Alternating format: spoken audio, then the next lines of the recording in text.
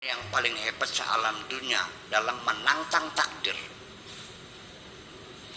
menanam padi hampir bunting makan tikus. Kalau masih ibu ini nggak apa-apa, tumbuh lagi. Kalau sudah bunting ya habis. Nangis tidak, pingsan tidak. Kata Man Kadir, oke.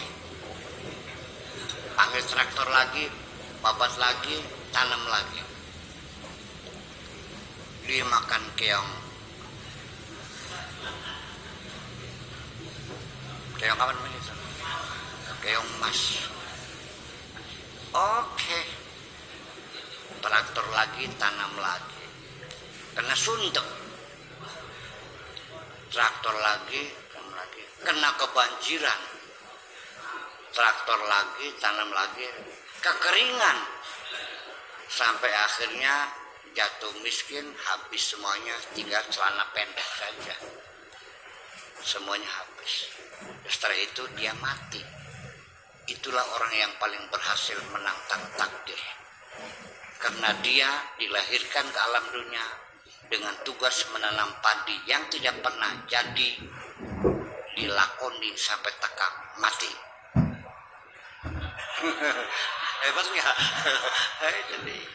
Itu yang hebat. Bukan Pak Hamzah yang hebat, bukan. Iya. Nah, itulah makanya. Jadi kita jangan menyerah. Kita disuruh Allah untuk berupaya, untuk bekerja. Takdir urusan Tuhan itu.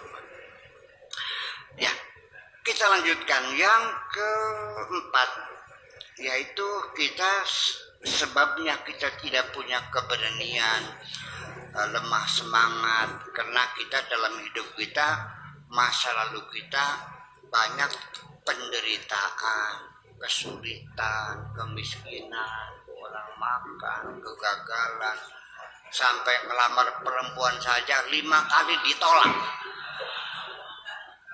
Sejak itu sudah nggak kawin-kawin. Ya 5 kali ditolak, lamar lagi aja. Tolak lagi, lamar lagi. Iya, ngelamarnya yang baik-baik saja, nggak usah maksa. Saya juga ngelamar istri juga nggak maksa kok, baik-baik aja. Ya diterima ya alhamdulillah, nggak diterima ya bagaimana caranya kan gitu. Iya, jangan dulu menyerah. Jadi begini, nanti ini untuk membuang memori-memori lama yang tersimpan dalam bawah sadar ini. Silakan baca sendiri aja deh. Pernah saya sampaikan gitu, psikologi memori ya. Kalau terlalu banyak penderitaan, kita ini banyak kesengsaraan, gagal, dikhianati orang utang gak bayar, macam-macam lah, difitnah sana fitnah sini, semuanya kan penderitaan. Lama-lama kan masuk lagi, ini kan memori itu kan terbatas, terlalu padat, membengkak, sampai akhirnya emosi kita menjadi membengkak, otaknya menjadi off, menjadi temperamen, kesenggol dikit aja marah-marah. Ya, istri bikin sayur asam agak asin aja dibanting piringnya. Nah, kalau sudah begitu segera datang ke psikiater, gitu aja. Sebelum gila beneran. Iya kan gitu, saya diobati gitu. Kalau saya mah gratis dah. Itu silakan. Kemudian yang kelima yang menyebabkan kita itu sulit diajak maju, diajak bergerak, melakukan perubahan-perubahan. Saya ini sejak pulang ke Indramayu tahun 91, bekerja siang dan malam, ingin melakukan perubahan di Indramayu. Ya, alhamdulillah agak berhasil, itu pun karena kita bergandengan dengan Pak Yancer. Dia kan, karena dia punya kekuasaan. Kalau modal sendiri belum tentu. Ya kan begitu. Tetapi dari usaha pribadi saya merubah pemikiran. Jarak kita 1000 km, baru sejengkal kemajuannya. 1000 km baru sejengkal. Jadi tidak ada yang saya banggakan. Masih sulit. Ya, kita ceramah saja pakai bahasa Indonesia di ceramah dulu tahun 92 93 ditinggal pergi. Bu, orang ngerti. Iya. Sekarang sudah paham lah gitu. Nah, jadi ya kenapa demikian?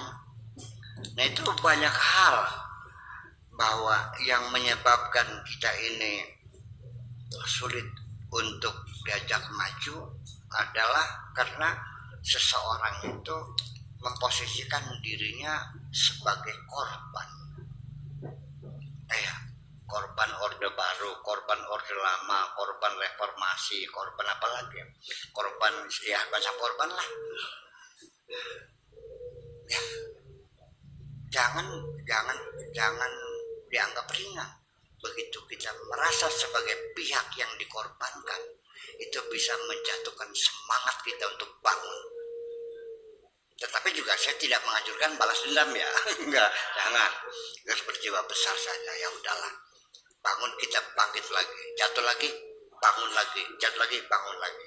Jangan pernah merasa Anda sebagai korban. Ya. Jadi artinya bahwa korban ini kan banyak sekali terjadi begini karena ketidakfahaman. Kegagalan dalam hidup kita ini seringkali dianggap menyebabkan kita mudah berputus asa. Sebetulnya kesedihan kita terhadap kegagalan itu sendiri harus dipahami bahwa penderitaan kita ini berawal dari suudzon kita kepada Allah. Allah yang menolong kita, kitanya tidak paham, akhirnya kita marah, kita kecewa. Padahal kita disayang oleh Allah. Itu. Jadi banyak sekali penderitaan kita ini karena suudzon, praduga buruk kepada Allah. Saya ingin meyakinkan, Allah itu Tuhanmu, Dia yang mencipta kamu, dan Dia pasti sayang. Ketika Allah memberikan pelajaran, terimalah pelajaran itu. Jangan mengatakan Allah galak, Allah kejam. Bapak-bapak dulu pernah dijewer oleh orang tua enggak? Kejam tak sayang orang tua. Nah, itu adalah persoalan. Nah, kita tidak mau mengerti. Itulah makanya merasa sebagai korban.